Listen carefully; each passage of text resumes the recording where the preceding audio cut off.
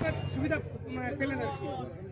আজকের রাজ্য স্তর থেকে মূল অনুষ্ঠান হয়েছে সিঙ্গুর হুগলি জেলাতে, যেখানে মাননীয় মুখ্যমন্ত্রী আনুষ্ঠানিকভাবে একগুচ্ছ প্রকল্প উদ্বোধন করেছেন। তার ভার্চুয়াল ইনগ্রেশন আমাদের এখান থেকে হয়েছে। এর ফ্ল্যাগশিপ স্কিমটা রয়েছে বাংলার বাড়ি গ্রামীণ দ্বিতীয় পর্বের যে বেনিফিশিয়ারিকে টাকা ছাড়া, সেটা আজকে স্টেট লেভেল থেকে হয়েছে। আমাদের এই জেলা স্তরের প্রোগ্রাম এখানে হুড়া ব্লকের হাটতলা মাঠে হচ্ছে। মাঠে এই প্রোগ্রাম অনুষ্ঠানে ছিলেন আমাদের মন্ত্রী শ্রীমতী সন্ধ্যারানী টুডু, সভাধিপতি জেলা পরিষদ শ্রীমতী নিবেদিতা মাহাতো, দুজন এমএলএ সাহেবরা ছিলেন, কর্মদক্ষরা ছিলেন, পঞ্চায়েত সমিতি সভাপতি প্রধান সাহেবরা সবাই ছিলেন, আর ডিস্ট্রিক্ট থেকে বিভিন্ন অফিসাররা ছিলেন, এসপি সাহেব আছেন, আর আমাদের ব্লক স্তরে সবাই ছিলেন।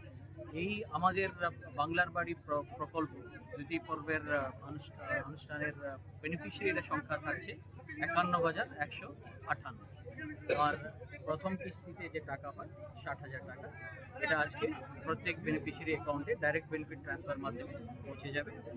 আর এই মোট 51,158 জনের যে টাকা অংশ হচ্ছে 630 কোটি টাকা।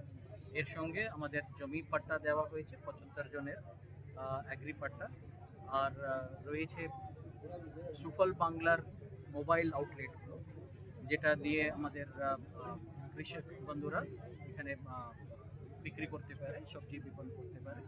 সেগুলো আমরা 4টে গাড়ি পাচ্ছি। তার ফ্ল্যাগ অফ হয়েছে সিঙ্গুর থেকে, মাননীয় মুখ্যমন্ত্রী ফ্ল্যাগ অফ করেছেন। আমরা কালকের মধ্যে এই গাড়িগুলো পেয়ে যাব। আরও রয়েছে এগ্রিকালচার ডিপার্টমেন্টের বিভিন্ন কৃষি সামগ্রী, তার ডিস্ট্রিবিউশনটা আমাদের এখান থেকে আজকে এখানে হয়েছে। একই সঙ্গে প্রত্যেক ব্লক স্তরে এবং সাব ডিভিশন স্তরে এইরকম অনুষ্ঠান হয়েছে, যেখানে বেনিফিশিয়ারিদেরকে ডেকে ওদের শুভেচ্ছা, মাননীয় মুখ্যমন্ত্রীর শুভেচ্ছা বার্তা দেওয়া হয়েছে। আর যে ইনফরমেশন রিগার্ডিং স্কিম এবং ডাইরেক্ট বেনিফিট ট্রান্সফারটা আজকে তারিখে হয়ে যাচ্ছে। কিন্তু স্যার একটা প্রবলেম হচ্ছে জেলায়, যেটা মানুষদের বলছে